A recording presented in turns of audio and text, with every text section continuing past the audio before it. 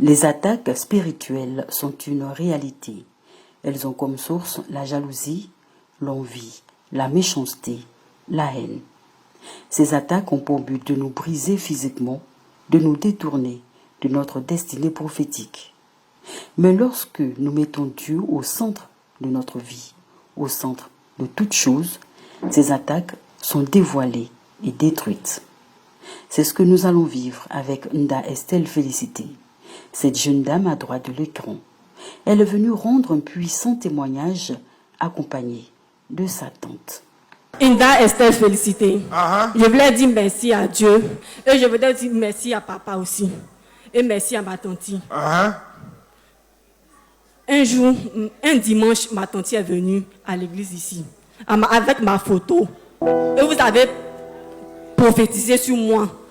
La connexion spirituelle entre Estelle et sa tante avait permis au Seigneur de révéler un grave danger.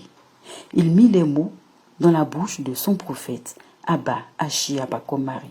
Que vous avez dit que je m'appelle Estelle, que je suis beaucoup attaquée, que vous avez vu que dans ma cour j'habite, qu'il y a une femme qui vend de l'eau en bidon, qu'elle m'attaque.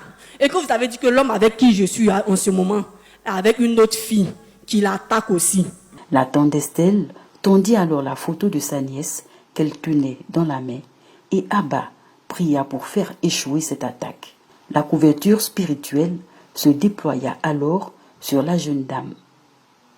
Elle était enfin disposée pour exposer cette personne au grand jour et assez forte pour combattre. Le lundi qui a suivi, quelqu'un m'a dit d'appeler ma maman. Donc je l'ai appelée vers les 19h. Ma maman est avec ma tante. Et ma maman me dit ça tombe bien.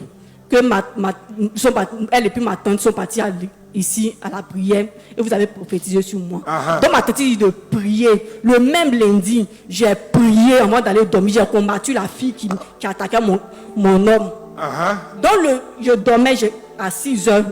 J'ai vu qu'elle est venue m'attaquer. Tu l'as vu spirituellement au petit matin. À 6h, j'ai regardé l'heure, même il était 6h. Oh. Et puis, elle a pris une chaise, elle voulait me limer avec, mais elle ne pouvait pas. Donc, elle a déposé la chaise et puis elle m'a dit, j'ai eu la chance qu'elle va revenir le jour que je vais dormir.